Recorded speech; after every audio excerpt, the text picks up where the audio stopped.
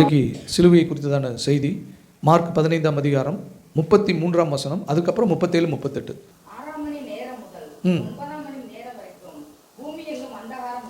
பூமி எங்கும் அந்தகாரம் உண்டாயிற்று. அதுக்கப்புறம் 37 38. இயேசு மகா சத்தமாய் கூப்பிட்டு ஜீவனை விட்டார். அப்பொழுது தேவாலயத்தின் திரைச்சீலை மேல் தொடங்கி கீழ் வரைக்கும் இரண்டாக கிழிந்தது. பூமி எங்கும் அந்தகாரம் உண்டாயிற்று. இயேசு மகா சத்தமாய் கூப்பிட்டு ஜீவனை விட்டார்.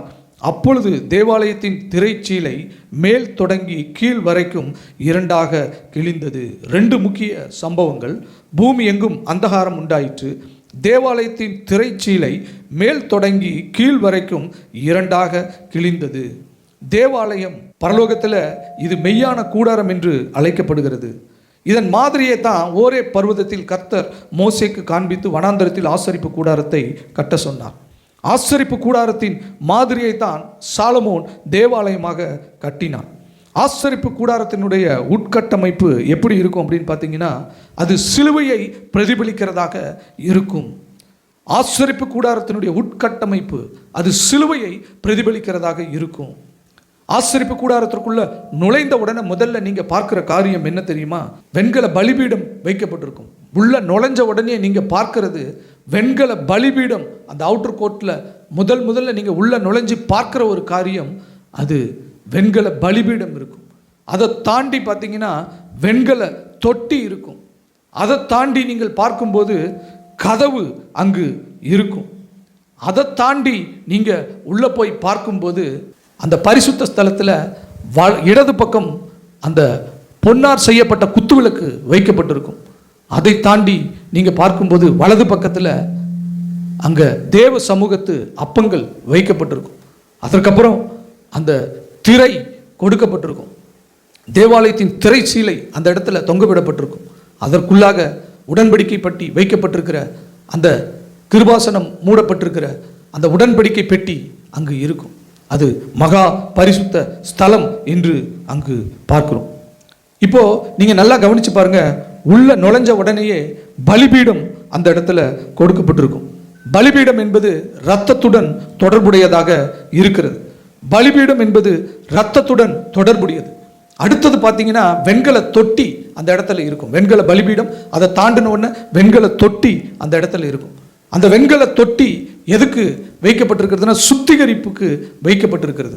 உள்ள நுழைஞ்ச உடனே முதல்ல ரத்தம், அதற்கப்புறம் தண்ணீர். ரத்தம் பலிபீடத்தோடு தொடர்புடையதாக இருக்கிறது. அந்த பலிபீடத்தோடு தொடர்புடைய ரத்தம் அந்த இடத்துல காணப்படுகிறது. அதற்கப்புறம் பார்த்தீங்கன்னா அந்த வெண்கல தொட்டி அந்த இடத்துல வைக்கப்பட்டிருக்கிறது. அந்த வெண்கல தொட்டியில் தண்ணீர் இருக்கிறது. அந்த தண்ணீர் சுத்திகரிப்புக்குரியதாக இருக்கிறது. இதை நீங்கள் அப்படியே சிலுவையில் பாருங்க. சிலுவையில் ஆண்டவராகிய இயேசு கிறிஸ்து அவருடைய சரீரத்தை ஈட்டினால் விழாவில் குத்தின போது ரத்தமும் தண்ணீரும் வந்தது. முதல்ல ரத்தம், அதுக்கப்புறம் தண்ணீர்.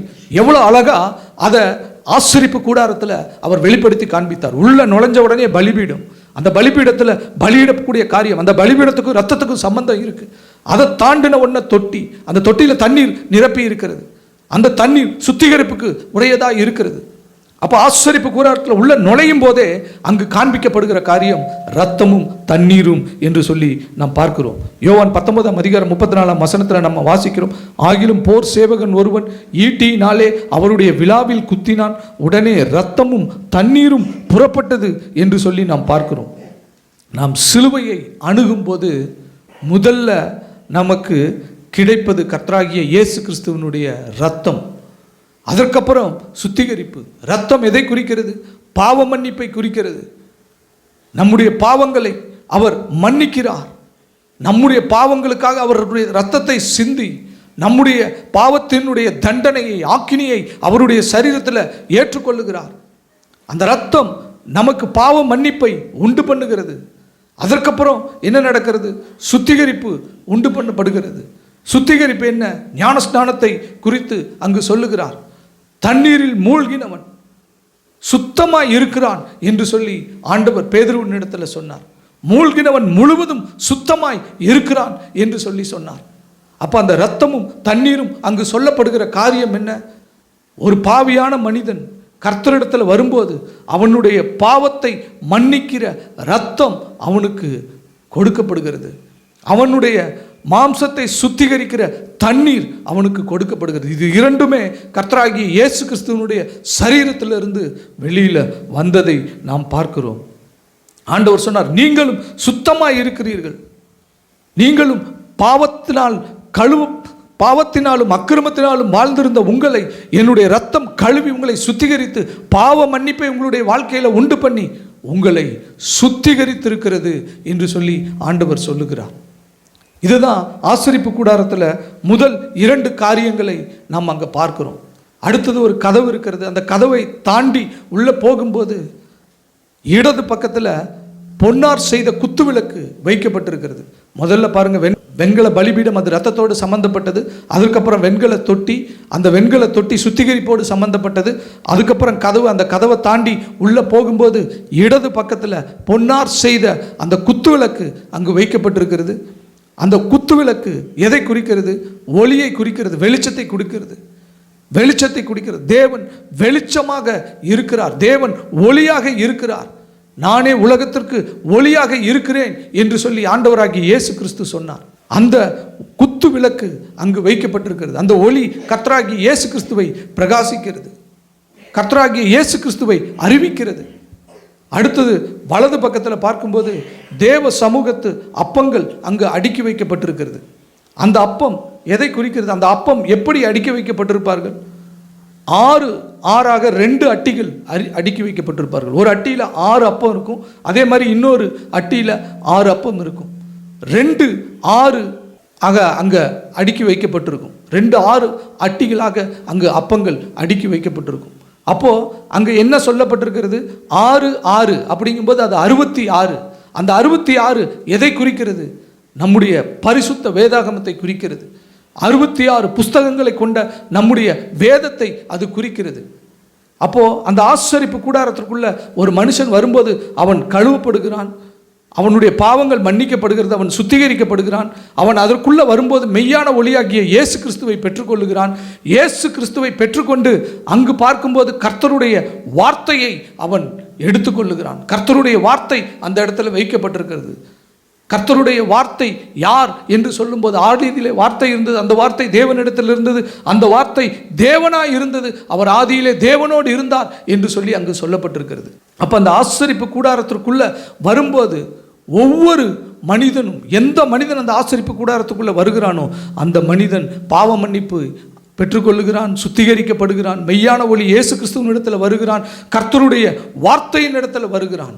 இப்போ அதை தாண்டி அவன் அந்த மகா பரிசுத்த ஸ்தலத்திற்குள்ள போக வேண்டும். அதை தாண்டி அவன் மகா பரிசுத்த ஸ்தலத்திற்குள்ள போக வேண்டும். அந்த மகா பரிசுத்த ஸ்தலத்திற்குள்ள போகிறதற்கு முன்பாக ஒரு திரை அங்கு கொடுக்கப்பட்டிருக்கும். அந்த திரையின் வழியாக அவன் உள்ள போகணும். அந்த திரையின் வழியாக எல்லாரும் போயிட முடியாது. பழைய ஏற்பாட்டின் நாட்களில் அங்கே ஒரு தடை கொடுக்கப்பட்டிருக்கிறது. என்ன தடை? வருஷத்தில் ஒரு வாட்டி பிரதான ஆசாரியன் மட்டும் அவன் என்ன செய்யணுமா? அந்த திரையின் வழியாக உள்ள போக வேண்டுமா? வருஷத்தில் ஒரு வாட்டி, அதுவும் பிரதான ஆசாரியன் மட்டும் அந்த திரையை விலக்கி அவன் உள்ளே போக வேண்டுமா? அந்த திரையை விலக்கி அவன் உள்ள போய் தன்னுடைய பாவங்களுக்காகவும் ஜனங்களுடைய பாவங்களுக்காகவும் பிதாவினுடைய சமூகத்தில் அவன் மன்றாடும் போது பிதாவாகிய தேவன் என்ன செய்வாராம்? அந்த பிரதான ஆசாரியனுடைய மன்றாட்டை பார்த்து, ஜனங்கள் பலி செலுத்தின அந்த காளை, வெள்ளாட்டுக்கடா, இளங்காலை இவைகளுடைய இரத்தத்தை பார்த்து ஜனங்களுடைய பாவங்களை அவர் மன்னிப்பாராம். ஜனங்களுடைய பாவத்தை அவர் மன்னிப்பாராம். அந்த தேவாலயத்தின் திரைச்சீலை அந்த இடத்துல தொங்க விடப்பட்டிருக்கும். பரிசுத்த ஸ்தலம் வரைக்கும் வந்துட்டான். பரிசுத்த ஸ்தலத்திலிருந்து அந்த மகா பரிசுத்த ஸ்தலத்திற்குள்ள போவதற்கு முன்பாக ஒரு தேவாலயத்தின் திரை சீலை தொங்க விடப்பட்டிருக்கும். உங்களுக்கு ஒரு காரியம் தெரியுமா? அந்த தேவாலயத்தின் திரைச்சீலையில் என்ன இருக்குமா? கேருபீன்களை எம்ப்ராய்டு பண்ணி வைத்திருப்பார்களாம். கேருபீன்களுடைய உருவத்தை அங்கு எம்ப்ராய்டு பண்ணி வைத்திருப்பார்களாம் அந்த தேவாலயத்தின் திரைச்சீலையில். அந்த தேவாலயத்தின் திரைச்சீலையில் எதற்காக கேருபீன்களை எம்ப்ராய்டு பண்ணி இருக்கிறாங்க? நீங்கள் ஆதியாகமத்தில் நீங்கள் வாசித்து பார்க்கும்போது, பாவம் செய்தார்கள் ஆதாமும் ஏவாளும் ஏதேன் தோட்டத்திலிருந்து கர்த்தருடைய வார்த்தைக்கு விரோதமாய் பாவம் செய்து கர்த்தருடைய வார்த்தையை மீறி பிசாசுக்கு தங்களை விற்று போட்டு பாவம் செய்தபோது கர்த்தர் அவர்களை ஏதேனை விட்டு துரத்தி விடுகிறார். ஏதேனை விட்டு அவர்கள் துரத்தி விடப்படும் போது அங்கு அவர்கள் திரும்ப வராதபடிக்கு ஒரு காரியத்தை அவர் செய்கிறார். ஆதியாகமம் 3:24 எடுத்து வாசிச்சு பாருங்க. அவர் மனுஷனை துரத்தி விட்டு ஜீவ விருட்சத்துக்கு போகும் வழியை காவல் செய்ய ஏதேன் தோட்டத்துக்கு கிழக்கே கேருபீன்களையும் வீசிக்கொண்டிருக்கிற சுடர்வொளி பட்டயத்தையும் வைத்தார். கவனிங்க, கேருபீன்களையும் வீசிக்கொண்டிருக்கிற சுடர்வொளி பட்டயத்தையும் வைத்தார் என்று சொல்லி பார்க்கிறோம். அப்போ கேருபீன்களை அவர் வைத்தார். கிழக்கே என்று சொல்லப்பட்டிருக்கிறது. ஏதேன் தோட்டத்துக்கு கிழக்குல தான் ஜீவ விருட்சம் இருந்தது. அவர்கள் துரத்தப்பட்டார்கள். திரும்ப அங்க வர முடியாதபடிக்கு அந்த கேருபீன்களை அவர் அந்த தேவாலயத்தின் திரைச்சீலையில வைத்திருந்தார். அந்த மகா பரிசுத்த ஸ்தலத்துக்குள்ள உள்ள நுழையும் போது ஒவ்வொரு மனுஷனுக்கும் ஒரு பயம் இருக்கணும். ஏன்? அங்கு சுடரொளி பட்டயம் இருக்கிறது. பாவியா ஒருத்தன் உள்ள போனானா அவன் காலி. திரும்ப ஆதாம் ஏவாள் அங்க வர முடியாது. அவர்கள் துரத்தப்பட்டார்கள். அவர்கள் துரத்தப்பட்டார்கள். அங்கு கேருபீன்கள் வைக்கப்பட்டது. அங்கு சுடரொளி பட்டயம் வைக்கப்பட்டது. முதல் மனிதனாகிய காயின் முழுவதுமாக பாவத்தில் பிறந்தவன். ஆதாமின் வம்சத்திலிருந்து வந்த வித்து, பாவத்தின் சுரூபம், பாவ வம்சத்தின் சாயல். முதல் மனிதன் காயின். அவன் என்ன செஞ்சான்? ஆபேலை கொன்னுட்டு அவன் எங்க போய் குடியிருந்தான் பார்க்கிறோம். ஆதியாகமம் 4:16 எடுத்து வாசிங்க. அப்படியே காயின் கர்த்தருடைய சந்நிதியிலிருந்து புறப்பட்டு ஏதேனுக்கு கிழக்கான நோத் என்னும் தேசத்தில் குடியிருந்தான். கவனிச்சு பாருங்க, கிழக்குல அவங்க உள்ள போக முடியாதபடிக்கு அவங்க விரட்டப்பட்டார்கள். முழு பாவத்தில் பிறந்த காயின், ஆதாமின் முதல் வித்து, பாவ வம்சத்தின் சாயலாக பிறந்த காயின் கிழக்குல போய் அவன் என்ன செஞ்சான்? நோத் என்கிற ஒரு பட்டணத்தை தேர்ந்தெடுத்து அங்க அவன் குடியிருந்தான். பிரிந்து போகிறவர்கள் எல்லாம் கிழக்குல போனார்கள். துரத்தப்பட்டவர்கள் கிழக்குல இருந்து துரத்தப்பட்டார்கள். ஆனால் ஆண்டவராகிய இயேசு கிறிஸ்து இந்த பூமியில் பிறந்த பொழுது முதல்ல அவரை தேடி வந்த ஜனங்கள் எங்கிருந்து தேடி வந்தாங்க? கிழக்கிலிருந்து சாஸ்திரிகள் வந்தார்கள். மத்தேயு 2:1 எடுத்து வாசிச்சு பாருங்க. எங்கே? கிழக்கிலே அவருடைய நட்சத்திரத்தை கண்டு அவரை பணிந்து கொள்ள வந்தோம் என்றார்கள். கிழக்குல போய் அவங்க பிரிந்து போனவர்கள், தேவனுக்கு விரோதமானவர்கள் கிழக்குக்கு பக்கமா போனாங்க. அந்த கிழக்கு திசையில் இருந்து அவர்கள் திரும்ப அந்த இரட்சகரை தேடிக்கொண்டு வந்தார்கள். அந்த இரட்சகரை கிழக்கு திசையிலிருந்து தேடிக்கொண்டு வந்தார்கள். அந்த இரட்சகரின் இடத்துல பலிபீடம் இருந்தது. அந்த இரட்சகரின் இடத்துல சுத்திகரிப்பின் தொட்டி இருந்தது. அந்த இரட்சகரின் இடத்துல ஒளி இருந்தது. அந்த இரட்சகர் தம்முடைய மாம்சத்தையே ஜீவ அப்பமாக அவர் கொடுத்தார். அந்த ஜீவ அப்பம் வார்த்தையாக அவர் வைத்தார். அந்த வார்த்தையை நமக்கு அவர் கொடுத்திருக்கிறார். அந்த வார்த்தை ஆதியிலே தேவனோடு இருந்தது. அந்த வார்த்தை ஆதியிலே தேவனிடத்தில் இருந்தது. அந்த வார்த்தை தேவனாய் இருந்தது என்று சொல்லி நாம் பார்க்கிறோம். அப்போ அந்த முழு காரியமும், அந்த ஆசரிப்பு கூடாரத்தினுடைய முழு காரியமும் எதை வெளிப்படுத்துது அப்படின்னு பார்க்கும்போது, ஆதாமின் சாயல்ல இருக்கிற எந்த ஒரு மனிதனும் அந்த மகா பரிசுத்த ஸ்தலத்திற்குள்ள பிரவேசிக்க முடியாது. ஆதாமினுடைய சாயல்ல இருக்கிற எந்த ஒரு மனிதனும் அந்த மகா பரிசுத்த ஸ்தலத்திற்குள்ள பிரவேசிக்கவே முடியாது. ஏன்? அந்த மகா பரிசுத்த ஸ்தலத்தில் ஒரு திரைச்சீலை தொங்கவிடப்பட்டிருக்கிறது. அந்த திரைச்சீலைக்கு மேலே ஏன் கேருபீன்களை பொறித்து வைத்திருக்கிறார்கள்? அந்த கேருபீன்கள் வைத்திருக்கப்பட்டிருக்கிறதனுடைய நோக்கம் என்ன? அங்கு ஏதேன் தோட்டத்து வாசல்ல கேருபீன்கள் வைக்கப்பட்டார்கள். அவர்களுக்கு அதிகாரம் கொடுக்கப்பட்டது. திரும்ப இது வழியா ஒருத்தன் உள்ள வந்தான்னா அவனுக்கு மரணம்.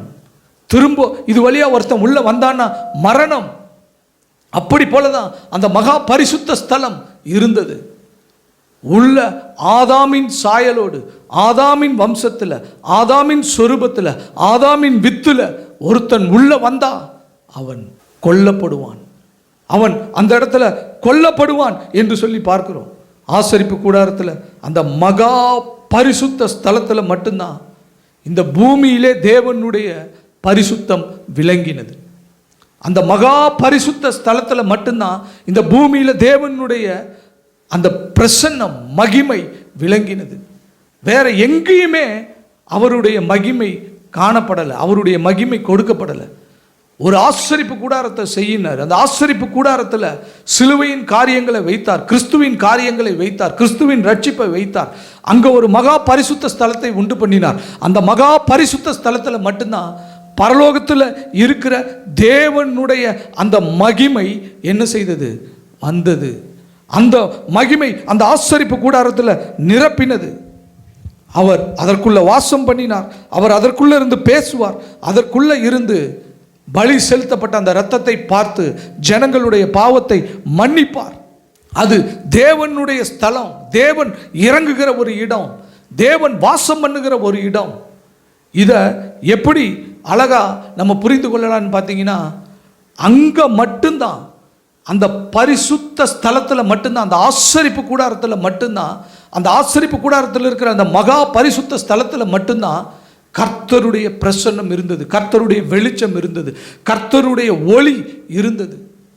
வேற எங்கேயும் பூமியில் இல்லை, வேற எங்கேயும் இல்லை. எந்த மனுஷனாக இருந்தாலும் ஆண்டவரிடத்தில் வரணும்னா, கர்த்தரிடத்தில் வரணும்னா அவன் வெண்கல பலிபீடத்துக்கு வரணும், அவன் வெண்கல தொட்டிக்கு வரணும், அதற்கப்புறம் அந்த கதவை தாண்டணும், அவன் அதற்கப்புறம் அந்த குத்து விளக்கு கிட்ட போகணும், அதற்கப்புறம் அந்த தேவ சமூகத்தை அப்பங்க கிட்ட போகணும், அதற்கப்புறம் தான் அந்த தேவாலயத்தின் திரைச்சிலையை தாண்டி அந்த ஆசரிப்பு கூடாரத்தில் மகா பரிசுத்த ஸ்தலத்திற்கு முன்பாக கேருபீன்கள் பொறிக்கப்பட்டிருக்கிற அந்த திரைச்சிலையை தாண்டி அவன் அந்த கர்த்தருடைய பரிசுத்த பிரசன்னத்திற்குள்ள போக முடியும்.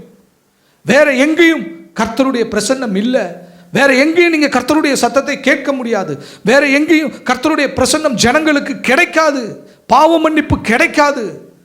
அப்போ இதை எப்படி சொல்லலாம் அப்படின்னு பார்த்தீங்கன்னா, அந்த மகா பரிசுத்த ஸ்தலத்தில் மட்டும்தான் தேவனுடைய மகிமையின் பிரசன்னம், மகிமையினுடைய ஒளி இருந்தது. பூமியில் வேற எங்கேயுமே அந்த ஒளி இல்லை, பூமியில் வேற எங்கேயுமே அந்த வெளிச்சம் இல்லை, பூமி எல்லாம் இருள்ல இருந்தது. ஏசாயா 9ஆம் அதிகாரம் 2ஆம் வசனத்தினுடைய முதல் பகுதியை நான் உங்களுக்கு வாசிக்கிறேன், வாசிச்சு பாருங்க. இருளில் நடக்கிற ஜனங்கள் என்று அங்கே ஒரு வரி இருக்கும், ஏசாயா 9:2. அடுத்தது ஏசாயா 60:2 நீங்க வாசிச்சு பாருங்க. இதோ இருள் பூமியையும் காரிருள் ஜனங்களையும் மூடும் என்று சொல்லி அங்கு சொல்லப்பட்டிருக்கும். ஏன் இருள் ஜனங்களை மூடுகிறது? ஏன் இருள் ஜனங்கள் நடக்கிறாங்க? ஒரே ஒரு இடத்துல மட்டும்தான் வெளிச்சம் இருக்கிறது, பிரசன்னம் இருக்கிறது, தேவன் வாசம் பண்ணுகிற ஸ்தலம் இருக்கிறது. அந்த ஸ்தலம் அந்த ஆசரிப்பு கூடாரத்தில் இருக்கு. அந்த ஆசரிப்பு கூடாரத்தில் ஒரு திரையில மூடப்பட்டு அது மகா பரிசுத்த ஸ்தலமாக, உடன்படிக்கை பெட்டி இருக்கிற இடமாக, அந்த கிருபாசனம் வைக்கப்பட்டிருக்கிற இடமாக, கர்த்தருடைய பிரசன்னம் இறங்குகிற இடமாக, கர்த்தருடைய வார்த்தை வெளிப்படுகிற இடமாக, கர்த்தருடைய வெளிச்சம் வெளிப்படுகிற இடமாக அந்த மகா பரிசுத்த ஸ்தலம் மட்டும்தான் இருக்குது. வேற எங்கேயும் தேவனுடைய பிரசன்னம் இல்லை. அது யாரா இருந்தாலும் சரி, எந்த மனிதனாக இருந்தாலும் சரி, கர்த்தரை தேடணும்னா அவனுக்கு வெண்கல பலிபீடம், கர்த்தரை அவன் பார்க்கணும்னா அவன் வெண்கல தொட்டி, அதற்கப்புறம் கதவு, அதற்குள்ள பரிசுத்த ஸ்தலம், அதற்கு தாண்டி அந்த ஒரு திரைச்சீலை, அந்த திரைச்சீலையை தாண்டி அவன் அந்த மகா பரிசுத்த ஸ்தலத்திற்குள்ள அவன் வர வேண்டும். அந்த வெண்கல பலிபீடம், அந்த வெண்கல தொட்டி, கதவு, பரிசுத்த ஸ்தலம், திரைச்சீலை, அந்த மகா பரிசுத்த ஸ்தலம், இதெல்லாம் அப்படியே சிலுவையை பிரதிபலிக்கிறதாக இருக்கிறது, சிலுவையை பிரதிபலிக்கிறதாக இருக்கிறது. ஜென்ம சுபாவமான மனிதன் பிதாவாகிய தேவனுக்கு விரோதமானவன். அந்த ஜென்ம சுபாவமான மனிதன் யார்? அவன் தன் ஜீவனை ஆதாமினிடத்திலிருந்து பெற்றுக்கொண்டவன், அவன் ஆதாமின் வித்தாய் இருக்கிறவன், ஆதாமினுடைய சரீரத்திலிருந்து பிறந்தவன், ஆதாமினுடைய எல்லா காரியத்திலும் அவன் பங்கடைந்தவன், அவன் ஆதாமோடு கூட தொடர்புடைய மனிதன். அப்படிப்பட்ட மனிதன் தேவனுக்கு விரோதமானவன். அந்த மனிதன் துரத்தப்பட்டவன். அந்த மனிதனை திரும்ப அந்த ஏதேன் தோட்டத்துக்குள்ள வர முடியாதபடிக்கு, ஜீவ விருட்சத்தை அவன் அண்ட முடியாதபடிக்கு, ஜீவ விருட்சத்தின் கனியை பறித்து புசிக்க முடியாதபடிக்கு கேருபீன்கள் அங்கு வைக்கப்பட்டது. கேருபீன்கள் கையில் சுடரொளி பட்டயம் கொடுக்கப்பட்டது. அந்த கேருபீன்களுக்கு அதிகாரம் கொடுக்கப்பட்டது.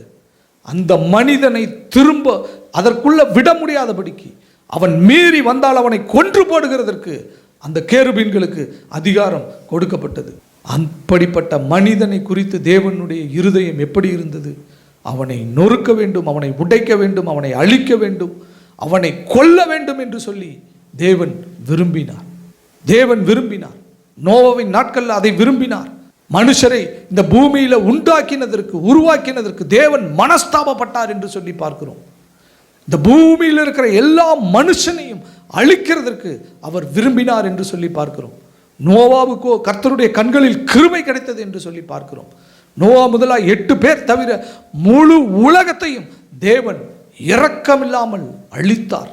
அவருடைய இருதயம் அப்படிப்பட்ட ஜென்ம சுவாவ மனுஷனை அழிக்கிறதற்கு ஆயத்தமாய் இருக்கிறது. அந்த மனிதன் தேவனுக்கு விரோதமான பகையை உடையவன்.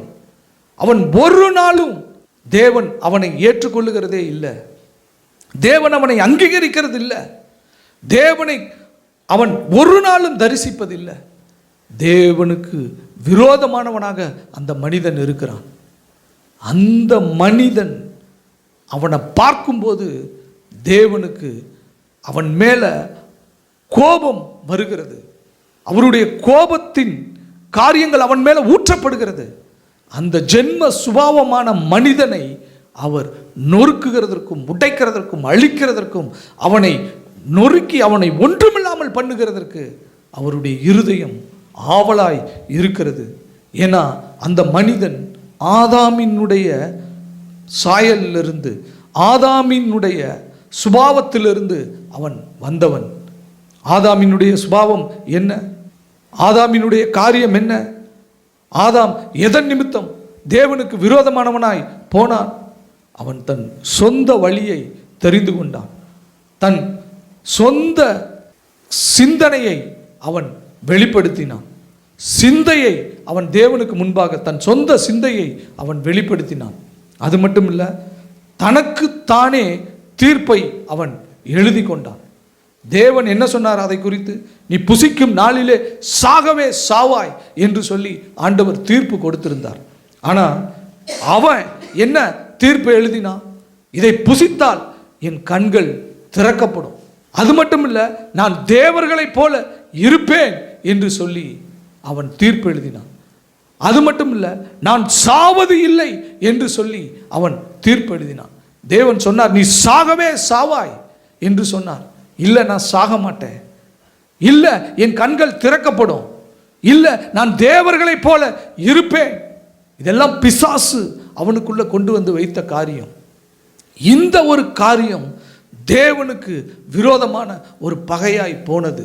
தேவனுக்கு விரோதமான பகையாய் அது மாற்றப்பட்டது. அப்போ ஆதாமையும் ஏவாளையும் அவர் பார்க்கிறார். அவர்கள் அழிக்கப்பட வேண்டும், அவர்கள் தீர்த்து கட்டப்பட வேண்டும், அவங்க பலவீனப்படுத்தப்பட்டு அவங்கள் ஜீவன் எடுக்கப்பட வேண்டும், அவங்க ஆக்கினைக்குள்ளாக தீர்க்கப்பட வேண்டும், இனி அவர்கள் ஜீவிக்க முடியாது அப்படிங்கிற ஒரு காரியத்தை அவர்களை குறித்து தேவன் வெளிப்படுத்தினார். பிதாவாகிய தேவன் வெளிப்படுத்தினார். இந்த சிந்தையை ஆண்டவராகிய இயேசு கிறிஸ்து அறிந்தார். இந்த சிந்தையை ஆண்டவராகிய இயேசு கிறிஸ்து அறிந்தார். அந்த ஜென்ம சுபாவமான மனிதனை, ஆதாமின் மூலமாக பிறந்த அந்த மனிதனை தேவன் அழிக்க வேண்டும், நொறுக்க வேண்டும், ஒன்றுமில்லாமல் செய்ய வேண்டும். அவனை திரும்ப அவருடைய பரிசுத்த பிரசன்னத்திற்குள்ள கொண்டு வர முடியாதபடிக்கு தடை உண்டு பண்ணி இருக்கிற காரியத்தை உடைத்து எறிய வேண்டும். தேவன் திரும்ப அந்த மனிதனை நேசித்து தம்முடைய பிள்ளை என்று அவர் ஏற்றுக்கொள்ள வேண்டும். என் மகன் என்று சொல்லி அவன் அப்பா பிதாவே என்று கூப்பிடுகிற அந்த காரியத்திற்குள்ள வர வேண்டும். இதற்கு ஆண்டவராகிய இயேசு கிறிஸ்து என்ன செய்தார் தெரியுமா? அவர் ஜென்ம சுபாவமான மனிதனாக மாறினார். அவர் ஜென்ம சுபாவமான மனிதனாக மாறினார். அவர் ஜென்ம சுபாவமான மனிதனாக மாறி ஆதாமினுடைய வித்தாக, ஆதாமினுடைய சரீரத்திற்கும் ஆதாமினுடைய சுபாவத்திற்கும் ஒத்துப்போன ஒரு மனிதனாக அவர் தேவகுமாரனாய் இருந்தும் அந்த இடத்துக்கு தன்னை அவர் கொண்டு போனார். ஆதாமின் மூலமாக பிறந்த ஒரு மனிதன் அவன் எப்படி தன்னுடைய அந்த மாம்சத்தில் அவனுடைய பாவம், அவனுடைய மீறுதல், அவனுடைய அக்கிரமத்தை அவன் சுமக்கிறானோ, அதே போல தேவனுடைய குமாரனாய் இருந்த ஆண்டவராகிய இயேசு கிறிஸ்து ஜென்ம சுபாவமான மனிதனாக அடிமையின் ரூபம் எடுத்து அவர் என்ன செஞ்சார்? சிலுவைக்கு தன்னை ஒப்பு கொடுத்தார். அவர் சிலுவைக்கு போன அந்த காரியத்தை நீங்கள் பார்க்கும்போது ஜென்ம சுபாவமான மனிதன். இப்போ பிதா பார்க்குறாரு, எந்த மனிதனை நான் அழிக்க வேண்டும் என்று இருந்தேனோ, எந்த மனிதனை நான் கொல்ல வேண்டும் என்று இருந்தேனோ, எந்த மனிதனை நான் உருக்குலைக்க வேண்டும் என்று இருந்தேனோ, எந்த மனிதனை நான் சாகடிக்க வேண்டும் என்று இருந்தேனோ, எந்த மனிதன் நரக ஆக்கினையை தன் சரீரத்தில் ஏற்றுக்கொள்ள வேண்டும் என்று இருந்தேனோ, அந்த மனிதன் இப்பொழுது சிலுவையில் இருக்கிறார். அந்த மனிதன் இப்பொழுது சிலுவையில் இருக்கிறார். அந்த மனிதனிடத்தில் அவருடைய இருதயத்தின் கோபத்தை எல்லாம் நிறைவேற்றுகிறார். அந்த ஜென்ம சுபாவமான மனிதனை பலவீனப்படுத்துகிறார். அந்த ஜென்ம சுபாவமான மனிதனை உடைக்கிறார், நொறுக்குகிறார். அந்த ஜென்ம சுபாவமான மனிதனை அழித்து போடுகிறார். வாதிக்கப்படுகிற ஒரு காரியம் இயேசு கிறிஸ்துவனுடைய பாடுகள் மரணத்தில் வெளிப்படுகிறது. இப்போ அந்த காரியத்தை பிதா பார்க்கும்போது அந்த ஜென்ம சுபாவமான மனிதன் எப்படிப்பட்ட ஒரு காரியத்திற்குள்ளே வர வேண்டுமோ அந்த காரியம் அங்கு சிலுவையில் நிறைவேற்றப்பட்டு விட்டது. அங்கு சிலுவையில் நிறைவேற்றப்பட்டு விட்டது. இப்போ அந்த ஜென்ம சுபாவமான மனிதன் இல்லை, அவன் அந்த பாவத்தின் சம்பளமான மரணத்தை அவன் ஏற்றுக்கொண்டு விட்டான். அந்த பாவத்தின் சம்பளமான மரணம் அந்த சரீரத்தில் ஏற்றுக்கொள்ளப்பட்டது. எந்த மனிதனை நான் கொல்ல வேண்டும் என்று இருந்தேனோ, எந்த மனிதனை நான் அழிக்க வேண்டும் என்று இருந்தேனோ, எந்த மனிதனை நான் நிர்மூலம் பண்ண வேண்டும் என்று இருந்தேனோ, அந்த மனிதனை நான் கொன்றுவிட்டேன். அந்த ஜென்ம சுபாவமான மனிதனை நான் கொன்றுவிட்டேன். இப்போ அடுத்து நடக்கிற காரியம்தான் ஹைலைட். அங்கு மரணம் நடக்கிறது. அங்கு மரணம் நடக்கிறது. அந்த மரணம் தான் ரொம்ப ரொம்ப முக்கியமான ஒரு காரியம். அந்த மரணம் தான் எனக்கும் சிலுவைக்கும் ஒரு தொடர்பை ஏற்படுத்தி என்ன அந்த மரணத்தோடு இணைக்கும் போது என் மாம்சத்தில் இருந்த அந்த ஜென்ம சுபாவமான மனிதன், அந்த ஆதாமோடு தொடர்புடைய அந்த மனிதன், ஆதாமோடு வித்தாக இருந்த அந்த மனிதன், ஆதாமினுடைய சாயலாய் இருந்த மனிதன், சுரூபமாய் இருந்த அந்த மனிதன் மாற்றப்படுகிறான். அவன் அங்கு சாகடிக்கப்படுகிறான். இப்போ நான் கிழக்கிலிருந்து நான் திரும்ப அந்த ஏதேன் தோட்டத்திற்குள்ளே போகிற மாதிரியான ஒரு காரியம் அங்கு காணப்படுகிறது. அருமையான தேவனுடைய ஜனமே, வேத வசனம் வாசித்து பாருங்க. ரோமர் 6ஆம் அதிகாரம் 6ஆம் வசனம். சீக்கிரமா எடுத்து வாசிங்க. நாம் இனி பாவத்துக்கு ஊழியம் செய்யாதபடிக்கு பாவ சரீரம் ஒளிந்து போகும் பொருட்டாக நம்முடைய பழைய மனுஷன் அவரோடு கூட சிலுவையில் அறையப்பட்டதென்று அறிந்திருக்கிறோம். பழைய மனுஷன் அவரோடு கூட சிலுவையில் அறையப்பட்டது.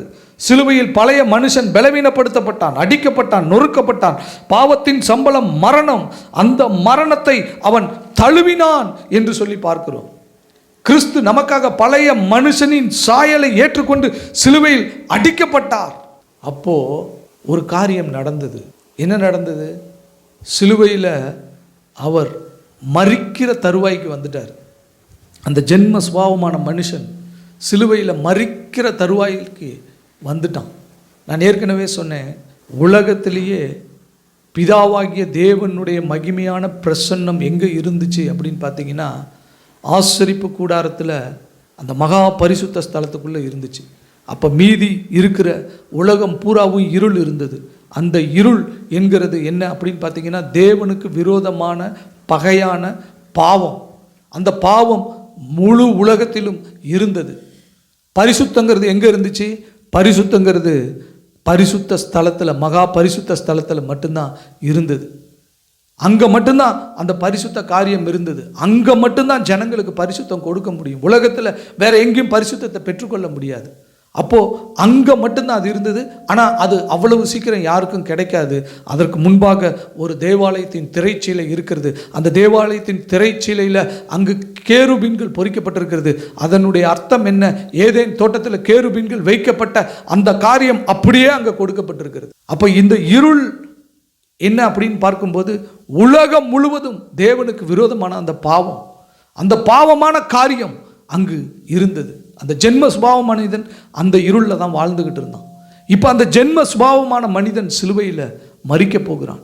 அந்த ஜென்ம சுபாவமான மனிதன், ஆதாமினுடைய சாயல், ஆதாமினுடைய சுரூபம், ஆதாமினுடைய பாவம், ஆதாமினுடைய சரீரத்தில் தேவனுக்கு விரோதமாக இருந்த காரியம், அதையெல்லாம் அந்த சரீரத்தில் ஏற்றுக்கொண்டு ஒரு ஜென்ம சுபாவமான மனிதனாக அவர் சிலுவையில் மரிக்க போகிறார். அந்த ஜென்ம சுபாவமான மனிதன் மரிக்க போகிறான். கொஞ்ச நேரத்தில் அந்த ஜென்ம சுபாவமான மனிதன் மரிக்க போகிறான். நடந்த காரியம் என்ன தெரியுமா? பூமி எங்கும் அந்தகாரம் உண்டாயிற்று. பூமி எங்கும் இருள் வந்துவிட்டது. பூமி எங்கும் இருள் வந்துவிட்டது. எல்லா இருள், எல்லா பாவமான காரியமும், எல்லா காரியமும் அந்த சிலுவையை சூழ்ந்து வந்துவிட்டது. எதெல்லாம் தேவனுக்கு விரோதமாக இருந்ததோ அந்த காரியங்கள் எல்லாம் அத்தனையும் அந்த சிலுவையை சூழ்ந்து வந்துவிட்டது. அங்கு பலவீனப்படுத்தப்பட்ட ஒரு காரியம், ஜென்ம சுபாவமான மனிதன் பலவீனப்படுத்தப்பட்டான். அந்த காரியத்திலிருந்து வெளியில வர முடியாது. அவன் நொறுக்கப்படுகிறான். கைகளை கட்டி, கால்களை கட்டி, ஆணி அடித்து எந்த சூழ்நிலையிலும் வெளியே வர முடியாதபடி அந்த ஜென்ம சுபாவமான மனிதன் நொறுக்கப்பட்டு கொண்டு இருக்கிறார். அப்போ என்ன நடந்துச்சு தெரியுமா? பூமி எங்கும் அந்தகாரம் உண்டாயிற்று. பூமி எங்கும் அந்தகாரம், தடவி கொண்டு இருக்கத்தக்கதான இருள் என்று சொன்னார்கள். நீங்க யாத்ராகம புஸ்தகத்தில் அந்த 10 வாதைகளில் இருளை வாசித்து பார்க்கும்போது, அந்த கார் இருளை வாசித்து பார்க்கும்போது 3 நாள் ஜனங்கள் ஒருவர் முகத்தை ஒருவர் பார்க்கவில்லையா. அப்படிப்பட்ட ஒரு இருள் அங்க எகிப்து தேசம் முழுவதும் இருந்துதான். தடவி கொண்டு இருக்கத்தக்கதான இருள் என்று சொல்லி அதை குறித்து சொல்லுகிறார்கள். அப்படிப்பட்ட ஒரு இருள் பூமி முழுவதும் வந்துவிட்டது. ஏன்னா பூமியில் இருந்த அந்த இருளான காரியம் வெளிப்படுகிறது. அந்த ஜென்ம சுபாவமான மனிதன் வாழ்ந்து கொண்டிருந்த அந்த காரியம் வெளிப்படுகிறது சிலுவையில். அந்த மனிதன் மரிக்கும் போது எல்லா காரியங்களும் அதை சூழ்ந்து இருக்கிறது. முழு உலகமும் இருளுக்குள்ள போயிடுச்சு. இப்ப கவனிங்க, அந்த ஜென்ம சுபாவமான மனிதன் மரணத்தை தழுவின அடுத்த நொடி என்ன நடக்குது தெரியுங்களா? பூமி எங்கிலும் அந்தகாரம் உண்டாயிற்று. அப்பொழுது இயேசு தன் ஜீவனை கொடுத்தார். அவர் மரித்தார். அவர் மரித்த உடனே தேவ ஆலயத்தின் திரை சீலை மேல் தொடங்கி கீழே வரைக்கும் கிழியுது. இது என்ன அர்த்தம் தெரியுமா?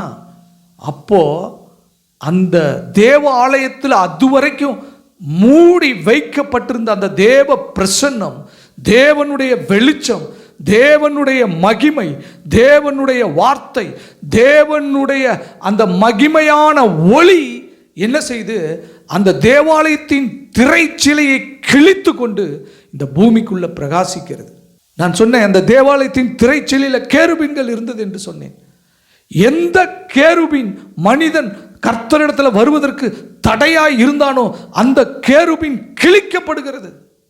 இதை இன்னும் உங்களுக்கு டிராமட்டிக்கலாக நான் சொல்லணும்னா, எங்க ஏதேன் தோட்டத்தில் கேருபீன் கையில் அந்த சுடரொளி பட்டயத்தை கொடுத்து மனிதன் உள்ள வந்தா அவனை கொன்று போடு, அவன் உள்ள விடாதபடிக்கு, அவன் ஜீவனோடு உள்ள வர முடியாதபடிக்கு அவனை அழித்து போடு என்று சொல்லி கேருபீன் கிட்ட கொடுக்கப்பட்ட அந்த சுடரொளி பட்டயம், காவலுக்கு வைக்கப்பட்ட அந்த கேருபீன் என்ன செய்கிறது? துரத்தப்படுகிறது. அந்த கேருபீன் அப்புறப்படுத்தப்படுகிறது. அந்த கேருபீனை விரட்டி அடிக்கிறாரு. இனி நீ மனிதனுக்கு தடையா இருக்க முடியாது. அந்த ஜென்ம சுபாவமான மனிதன் மரித்து விட்டான். தேவாலயத்தின் திரைசீலை கிழிந்து விட்டது. தேவாலயத்துக்குள்ள இருந்த அந்த கர்த்தருடைய மகிமை பிரசன்னம், அந்த கர்த்தருடைய வெளிச்சம் பிரகாசிக்கிறது இப்ப பூமி எங்கிலும். சிலுவையில் நடந்த காரியம் அதுதான். அவர் மரித்தார். மரித்த உடனே தேவாலயத்தின் திரைச்சீலை கிழிக்கப்பட்டது, மேல் தொடங்கி கீழ் வரைக்கும். அதற்கு மேல அந்த தேவாலயத்தின் திரைச்சீலையினால கர்த்தருடைய அந்த மகிமையான பிரசன்னத்தை மூடி வைத்திருக்க முடியவில்லை. அந்த பிரசன்னம் வெளியில வருகிறது. அந்த பிரசன்னம் வெளியில வருகிறது. பூமி எங்கிலும் வருகிறது. பூமி முழுவதும் வருகிறது. இப்போ நீங்கள் ஏசாயா 60ஆம் அதிகாரம் 2ஆம் வசனத்தை எடுத்து வாசிச்சு பாருங்களேன். அங்கே என்ன சொல்லப்பட்டிருக்கிறது வாசிங்க. இதோ இருள் பூமியையும் காரிருள் ஜனங்களையும் மூடும், ஆனாலும் உன்மேல் கர்த்தர் உதிப்பார், அவருடைய மகிமை உன்மேல் காணப்படும். வாசிங்க. உன் வெளிச்சத்தின் இடத்திற்கு ஜாதிகளும், உதிக்கிற உன் ஒளியின் இடத்திற்கு ராஜாக்களும் கடந்து வருவார்கள். அருமையான தேவனுடைய ஜனமே, இங்க என்ன சொல்லப்பட்டிருக்கு பாருங்க. அந்த மகிமை, உதிக்கிற அந்த வெளிச்சம், உதிக்கிற அந்த ஒளி, கர்த்தருடைய மகிமை, கர்த்தருடைய பிரசன்னம் அந்த தேவாலயத்தின் திரைச்சீலை கிழிந்த உடனே அது அப்படியே பூமியில வந்து வீசுகிறது, பூமியில வந்து விழுகிறது. யாரெல்லாம் அந்த இரத்தத்தின் மூலமாக, அவர் சரீரத்தில் வந்த தண்ணீரின் மூலமாக பாவ மன்னிப்பை பெற்றுக்கொண்டு சுத்திகரிக்கப்பட்டு கர்த்தருடைய மரணத்தை ஏற்றுக்கொண்டு கர்த்தருடைய மரணத்துக்கு ஒப்பான மரணத்துக்குள்ளாகி அவருடைய மாம்சத்திற்கு பங்குள்ளவர்களாய் மாறி, அவருடைய வித்துக்கு பங்குள்ளவர்களாய் மாறி தேவனுடைய வித்தாக மாற்றப்படுகிறார்களோ அவர்கள் மேல் அந்த ஒளி வந்து வீசுகிறது. முன்ன அந்த ஒளியின் இடத்துல போய் பாவ மன்னிப்பை பெற்றுக்கொள்ளுகிறதற்கு அவன் போகணும். அவன் வெண்கல பலிபீடத்தை கிட்ட போகணும், வெண்கல தொட்டிக்கிட்ட போகணும், கதவை தாண்டணும். தேவ சமூகத்தில் வைக்கப்பட்டிருக்கிற அந்த பொன் குத்துவிளக்கினுடைய ஒளி அந்த வெளிச்சத்துக்கு வரணும், அந்த தேவ சமூகத்து அப்பங்கள்கிட்ட வரணும். அதற்கப்புறம் அந்த திரையை தாண்டி அந்த மகா பரிசுத்த ஸ்தலத்திற்குள்ளே போகணும், பாவ மன்னிப்பை பெற்றுக்கொள்ள. ஆனால் ஆண்டவராகிய இயேசு கிறிஸ்து ஒரு காரியத்தை செய்தார். அந்த சிலுவை மரணம், அந்த அந்தகாரம், பூமி எங்கிலும் இருந்த அந்த அந்தகாரம் அவர் மரித்த உடனே பிதாவாகிய தேவனுடைய மகிமையை வெளியில கொண்டு வந்தது. மத்தேயு வாசிச்சு பாருங்க, 4:15. இருளில் இருக்கும் ஜனங்கள் பெரிய வெளிச்சத்தை கண்டார்கள். மரண இருளின் திசையில் இருக்கிறவர்களுக்கு உதித்தது. போதும், மரண இருளின் திசையில் இருக்கிறவர்களுக்கு வெளிச்சம் உதித்தது. இருளில் இருக்கும் ஜனங்கள் பெரிய வெளிச்சத்தை கண்டார்கள், மரண இருளின் திசையில் இருக்கிறவர்களுக்கு வெளிச்சம் உதித்தது. அப்போ அங்க என்ன சொல்லப்பட்டிருக்கிறது? ஒரு பெரிய வெளிச்சத்தின் இடத்துல ஜனங்கள் வந்திருக்கிறார்கள். ஒரு மகிமையான உதிக்கிற ஒரு வெளிச்சத்தின் இடத்துக்கு நாம் வந்திருக்கிறோம். ஆண்டவர் சொல்றாரு, காரிருள் ஜனங்களை மூடும், இருள் பூமியை மூடும், ஆனாலும் நான் உன் மேலே உதிப்பேன். பிரகாசிக்கிற உன் ஒளியின் இடத்திற்கு, பிரகாசிக்கிற உன் வெளிச்சத்தின் இடத்துக்கு ஜனங்கள் வருவார்கள், ராஜாக்கள் வருவார்கள் என்று சொல்லி கர்த்தர் சொல்லுகிறார். அருமையான தேவனுடைய ஜனமே, நம்முடைய வாழ்க்கையில் தேவன் அந்த வெளிச்சத்தை கொண்டு வந்திருக்கிறார். நம்முடைய வாழ்க்கையில் தேவன் அந்த வெளிச்சத்தை கொண்டு வந்திருக்கிறார். அவருக்குள் ஜீவன் இருந்தது, அந்த ஜீவன் மனுஷருக்கு ஒளியாய் இருந்தது என்று சொல்லப்பட்டிருக்கிறது. அந்த ஒளி இருளிலே பிரகாசிக்கிறது, இருளானது அதை பற்றி கொள்ளவில்லை என்று சொல்லி வேதம் சொல்லுகிறது. வெளிச்சத்தின் பிள்ளைகளாக நம்மை ஆண்டவர் மாற்றி இருக்கிறார். அந்த வெளிச்சம், அந்த ஒளி அது சாதாரணமாக நம்மக்கிட்ட வரல. அதை ஒரு திரைச்சீலை அடக்கி வைத்திருந்தது. ஒரு நல்ல திக்கு கிளாத் என்று சொல்லி அதை சொல்கிறாங்க. நல்ல ஒரு திக்கான ஒரு மொத்தமான துணியினால் அந்த தேவாலயத்தின் திரைச்சீலை செய்யப்பட்டிருக்குமா. அதன் மேலே அந்த கேருபீன்களினுடைய அந்த அந்த எம்ப்ராய்ட் பண்ணப்பட்டிருக்குமா, அந்த உருவம் பொறிக்கப்பட்டிருக்குமா. அது தேவனுடைய மகிமை ஜனங்களுக்கு போக முடியாதபடிக்கு, தேவனுடைய மகிமை ஜனங்களுக்கு கிடைக்க முடியாதபடிக்கு அந்த திரை என்ன செஞ்சிருந்ததாம், மூடி வைத்திருந்ததாம். அதற்குள்ள அந்த தேவனுடைய மகிமையை அது அடக்கி வைத்திருந்ததாம். ஆனால் அந்த ஜென்ம சுபாவமான மனிதன் எப்போ மரித்தானோ, சிலுவையில் ஆண்டவராகிய இயேசு கிறிஸ்துவனுடைய மரணம் அந்த ஜென்ம சுபாவமான மனிதன் மரிக்கிறதுக்குண்டான காரியம். அந்த மரணம் எப்போ நடந்ததோ அதற்கப்புறம் பார்த்தீங்கன்னா அந்த தேவாலயத்தின் திரைச்சீலை கிழிந்தது. அந்த தேவாலயத்தின் திரைச்சீலை ரெண்டாக மேல் தொடங்கி கீழ் வரைக்கும் கிழிந்தது. தேவனுடைய பரிசுத்த பிரசன்னம் தம்முடைய ஜனங்களின் மேலே வீசினது. கர்த்தர் நம் மீது உதித்தார். உதிக்கிற நம்முடைய ஒளியின் இடத்திற்கு, ஜனங்கள் வருவார்கள். அவருடைய மகிமை உன்மேல காணப்படும். உன்மேல் கர்த்தர் உதிப்பார். அவருடைய வெளிச்சம் உன்மேல காணப்படும் என்று சொல்லி ஆண்டவர் சொல்லுகிறார். சிலுவை நமக்கு சாதாரண காரியம் இல்லை. சிலுவையின் அண்டைக்கு நாம் வரும்போது சிலுவையில் தேவன் நமக்கு உண்டு பண்ணி இருக்கிற காரியம், சிலுவையில் நமக்கு தேவன் வைத்திருக்கிற ஆசீர்வாதம், அது ஆதாமுக்கும் நமக்கும் இருக்கிற அந்த காரியத்தை அற்றுப்போக செய்கிறது. ஆதாமுக்கும் எனக்கும் இப்போ தொடர்பு இல்லை. ஆதாமுக்கும் சபைக்கும் தொடர்பு இல்லை. ஆதாமினுடைய மாம்சத்திற்கும் நமக்கும் தொடர்பு இல்லை. ஆதாமினுடைய மாம்ச காரியங்கள், ஆதாமினுடைய சுபாவம், ஆதாமினுடைய அந்த காரியங்கள் இப்போ எனக்கு இல்லை. முன்ன நான் காயின் எப்படியோ அப்படியே நான் இருந்தேன். எப்படி ஆதாமினுடைய கற்ப பிறப்பாய் காயின் இருந்தானோ அதே போல நான் இருந்தேன். அவன் தேவனுடைய சந்நிதியை விட்டு கிழக்கில் போய் நோத் என்னும் தேசத்தில் போய் உட்கார்ந்தான். அந்த ஆதாமினுடைய சந்ததி காயின், அந்த காயினுடைய சந்ததியாக நான் இருந்தேன். ஆனால் கிழக்கிலிருந்து இரட்சகர் இடத்திற்கு நான் புறப்பட்டு வந்தேன். சாஸ்திரிகள் கிழக்கிலிருந்து இரட்சகர் இடத்திற்கு புறப்பட்டு வந்தார்கள். கிழக்கிலிருந்து அந்த சூரியன் அவர்களை, அந்த நட்சத்திரம் அவர்களை வழி நடத்தினது. அப்படி ஒரு வழி நடத்துதல் அவர்களுக்கு கிடைச்சது. கிழக்கு எதை குறிக்குது? பிரிந்து போனவர்கள் உட்கார்ந்த இடம், ஆதாமினுடைய வம்சம் செட்டிலான இடம், ஆதாமினுடைய வம்சம் போய் சேர்ந்த இடம், கர்த்தருடைய சந்நிதியை விட்டு போன இடம். அங்கு இருந்து அங்கு தேவனுடைய சிலுவைக்கு நேராக, இரட்சகருக்கு நேராக வந்து அந்த வெண்கல பலிபீடம், அந்த வெண்கல தொட்டி, அந்த கதவு, அந்த குத்துவிளக்கு, அந்த தேவ சமூகத்து அப்பம், அதுக்கப்புறம் அந்த தேவாலயத்தினுடைய திரைச்சீலை, அந்த தேவாலயத்தினுடைய திரைச்சீலை கிழிந்து அந்த தேவனுடைய மகிமை அப்படியே என் மேலே உதிக்கிறது.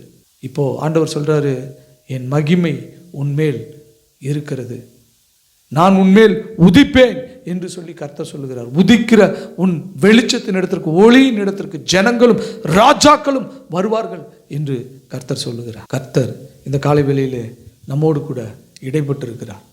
சிலுவையின் அண்டையில் வந்த மனிதன் தேவனுடைய பிள்ளையாய் மாற்றப்படுகிறான். ஜென்ம சுபாவமான மனிதன் இடத்திலிருந்து வருகிற எதையும் ஆண்டவர் ஏற்றுக்கொள்ளுகிறது இல்லை. ஆதாமின் சாயல்ல, ஆதாமினுடைய சொரூபத்தில், ஆதாமினுடைய பண்புல, ஆதாமினுடைய குணாதிசயத்தில் இருந்து வருகிற ஒரு காரியத்தையும் தேவன் அங்கீகரிக்கிறது இல்லை. அந்த காரியம் கொல்லப்பட வேண்டும், அந்த காரியம் அழிக்கப்பட வேண்டும், அந்த காரியம் ஆக்கினைக்குள்ளாக தீர்க்கப்பட வேண்டும், அந்த காரியம் பாவத்தின் சம்பளமாகிய மரணத்தை ஏற்றுக்கொள்ள வேண்டும். அது ஏற்றுக்கொள்ளப்பட்டது, அழிக்கப்பட்டது, ஆக்கினைக்குள்ளாக தீர்க்கப்பட்டது.